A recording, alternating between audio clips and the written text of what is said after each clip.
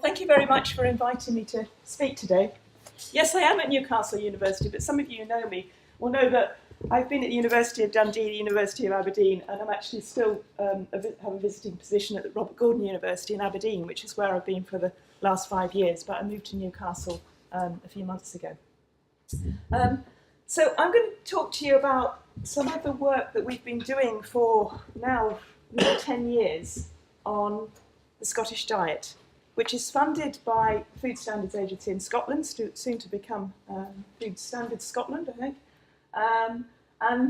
There's been involvement from various other organisations, but the person who really should have been here to give this talk was actually my colleague Karen Barton at the University of Dundee, who does all the mathematics and calculations behind the work.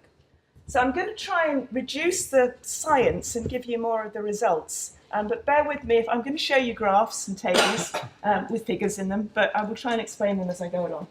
Okay, the background to this work, of course, is that in the Western world we've got a problem with obesity that Antonio has already told us about, and actually probably contributes more to the burden of disease than smoking.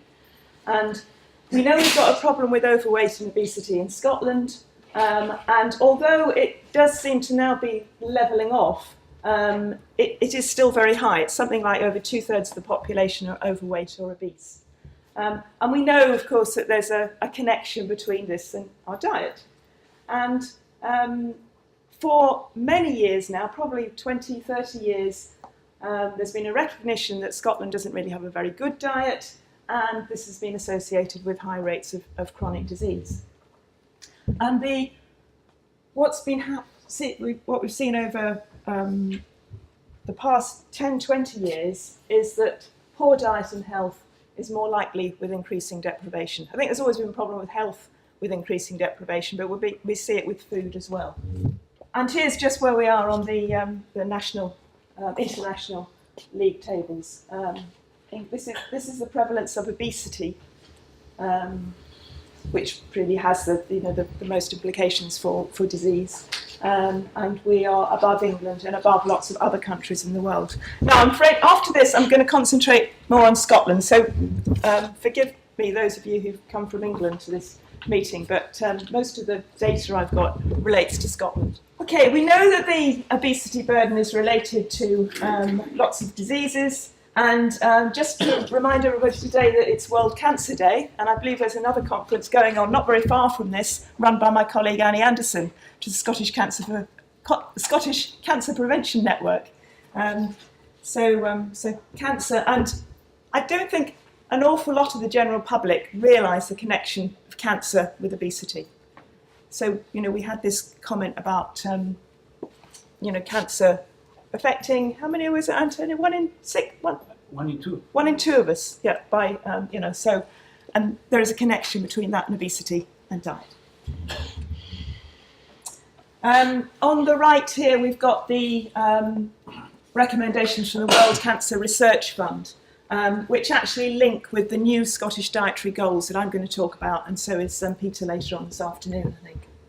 And the things that I think we all know about, the fact that we need to eat more foods of plant origin, and we need to cut down the foods and drinks that promote weight gain, which are energy-dense foods, which I'll give you a definition of in a minute.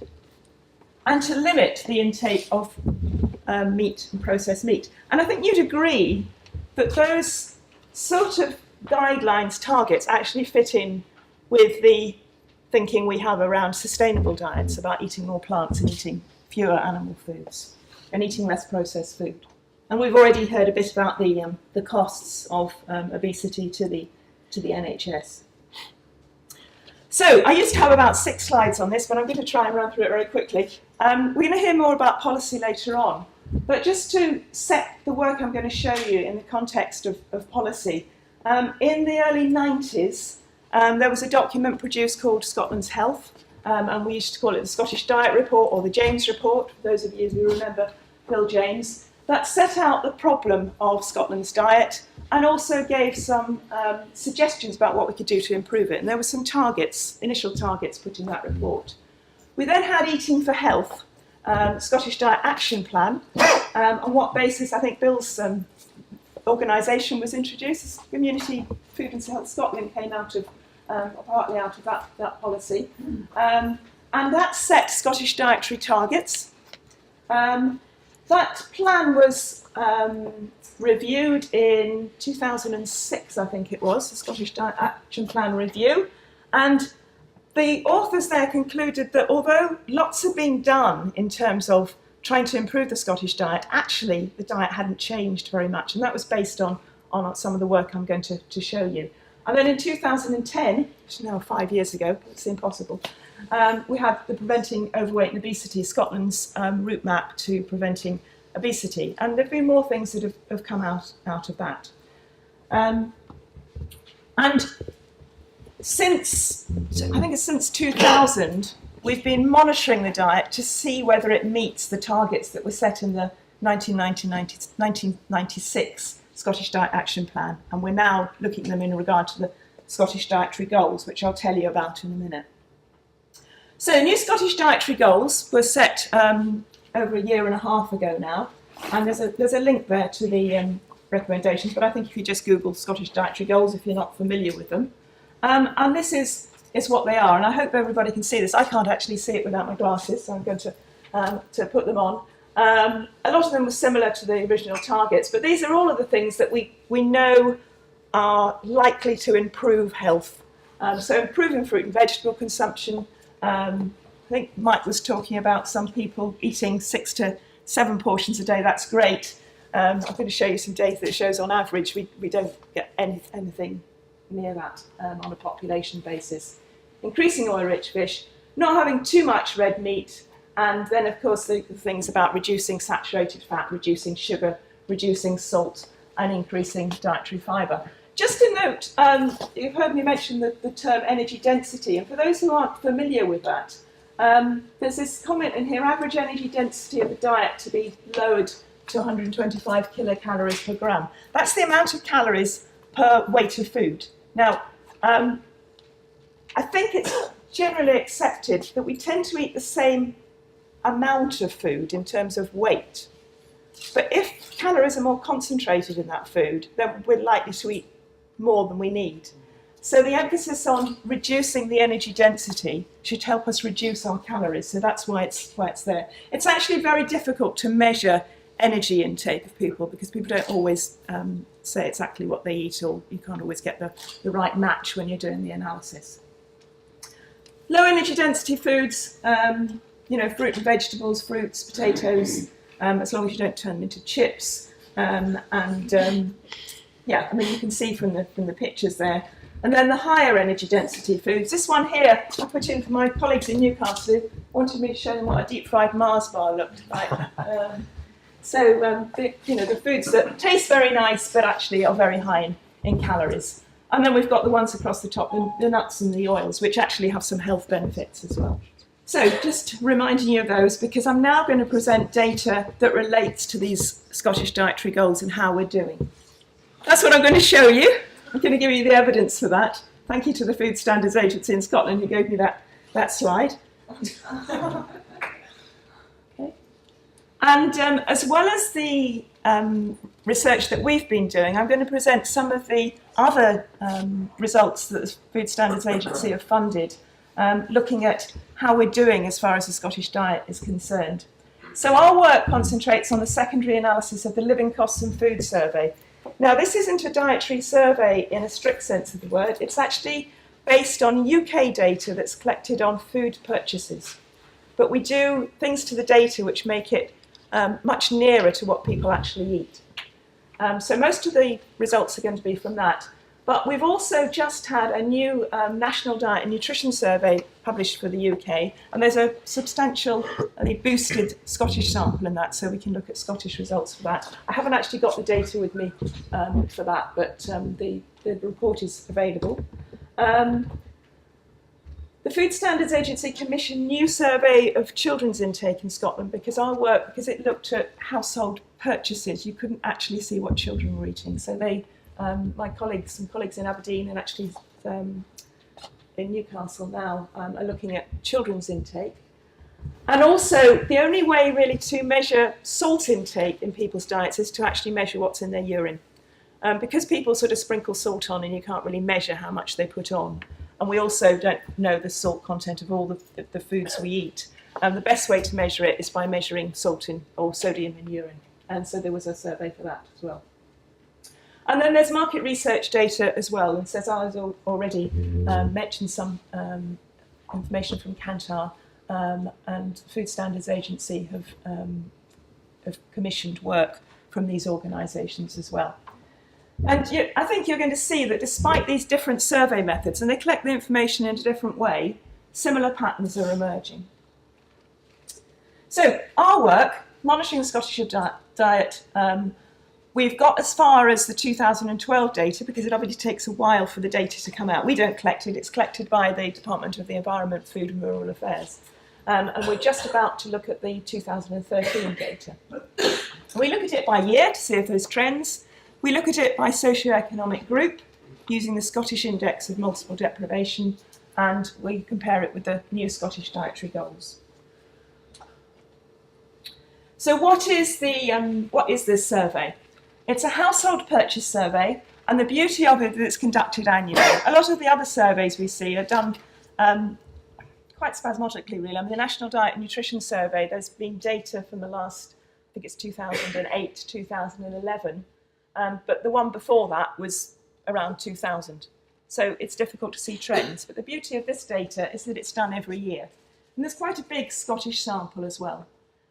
And it collects information by giving every person over 7 years in the sample of households, which is representative of the Scottish population and the UK population, a diary where they write down what they spend over 14 days. And from that data, we can translate it into estimates of food consumption and intake of nutrients. And we do that by using figures for waste, and we've already heard about, wasting 50% of our foods. Well, there's an organisation called the Waste Resources and Action Programme that's actually done a survey to work out what we waste of particular food categories, so we take off the waste. And then we use standard nutrient values to work out the nutritional value of that food. Scottish Index of Multiple Deprivation, just to remind people, I'm sure you're aware of this, that this is a measure, it's an area-based measure. So it gives the average deprivation of an area in terms of things like income, employment, housing, health, education, skills and training, and geographic access to services. So it's not an individual household measure, it's based on the area where they live. And these the SIMD is mapped onto our data, again, by DEFRA. So I'm going to present population means, and for those statisticians among you, they are means, and it does include non-consumers. So there are some problems with that, but I think the data is good for comparison anyway.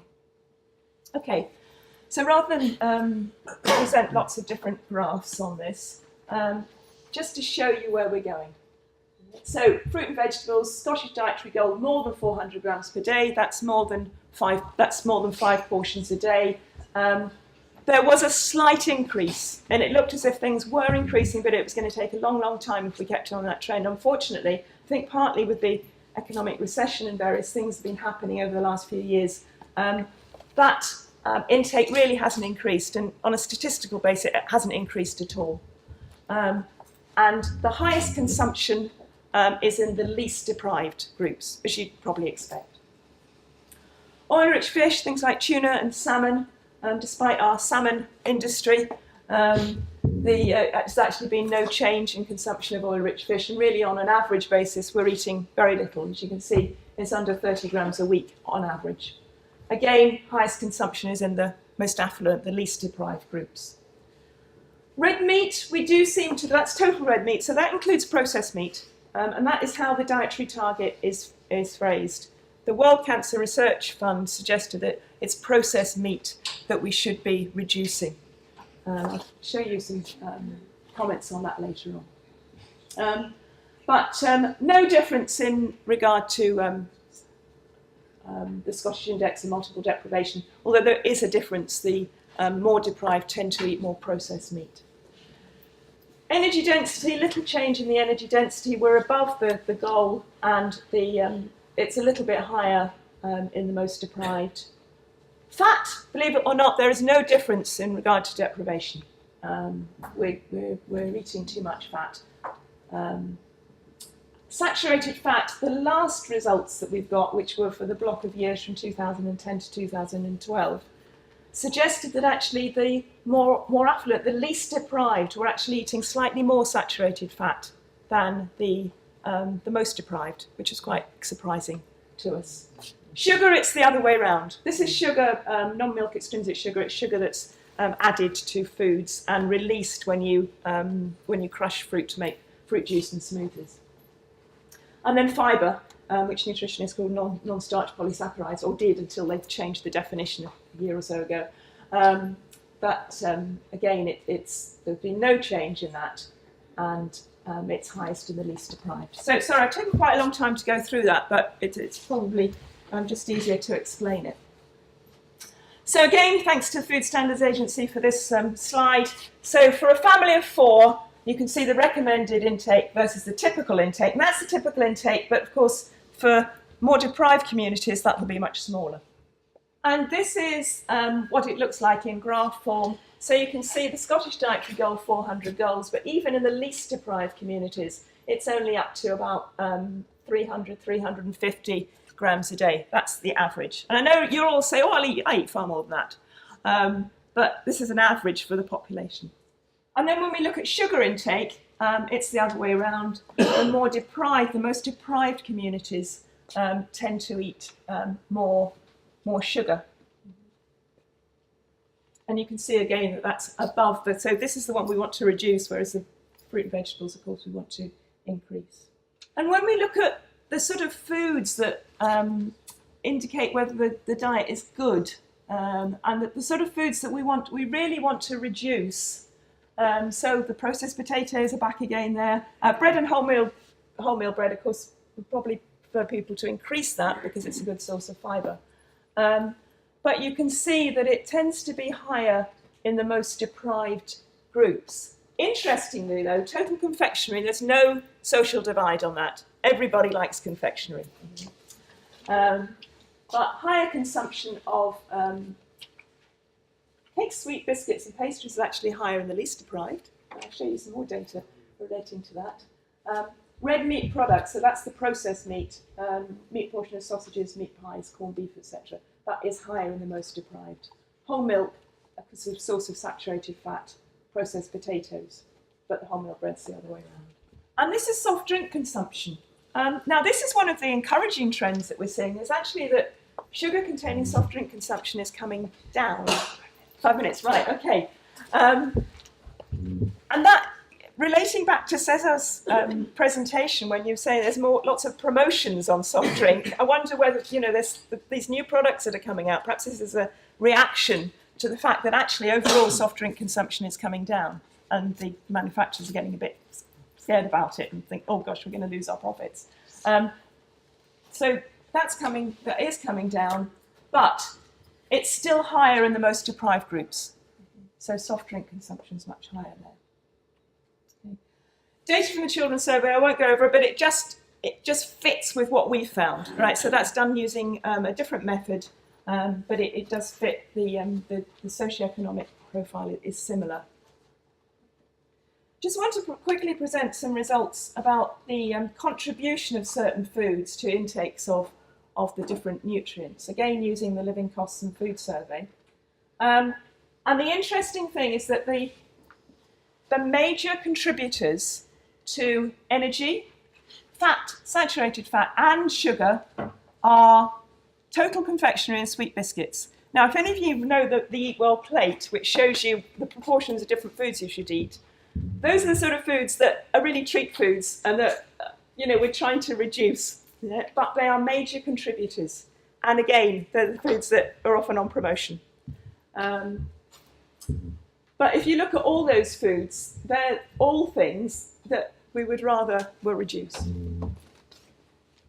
And again, for processed red meat, milk, cooking oil tend to be higher in the most deprived groups. Now I'm going to try and skip over these quite quickly. Interestingly, we were wondering at one point why there wasn't any difference in fat intake between more deprived and least deprived groups. And actually, the least deprived tend to eat more cheese, savoury sauces, poultry, butter, cakes, pastries, and semi-skim milk. And that's probably why we have similar fat intakes. It's coming from different foods. And there's one for saturated fat as well. That's just another slide which really reiterates what I said earlier on. Move on there. Right. Just to back up this data, the Food Standards Agency have got one of the market research companies, the Cantor World Panel, to look at the contribution of selected foods to intakes of fat, saturated fats and sugars. And their work gives us a very similar picture. So I'm just showing that you can use different survey methods and you get the same results. And so the contribution to fat, saturated fat from red meat products, biscuits and confectionery are put separately, but if you added them together, they'd actually come to well over 10%. Take-home savouries, I think, is the sort of sauces and things that we put on foods. So it's similar to the savoury sauces in our group. So it's telling the same story, that the foods that we really want to eat, we should be eating less of, and actually we don't really need, and they're contributing to the obesity epidemic, are providing a very large percentage of our diet. So soft drinks and biscuits, cakes and sweet biscuits and confectionery.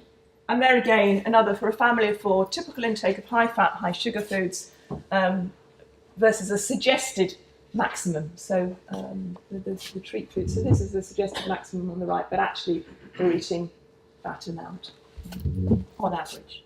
And this is just some more work the Food Standards Agency have commissioned, which is looking at food categories eaten outside the home, and you can see again a lot of the higher fat and some sugar foods that are there.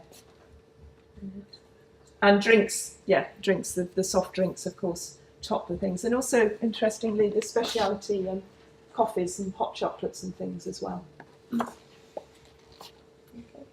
And this, I finished with this. I'm afraid I don't actually know where this came from. This came out of somebody else's presentation. But 80% of people in Scotland think their diet is healthy.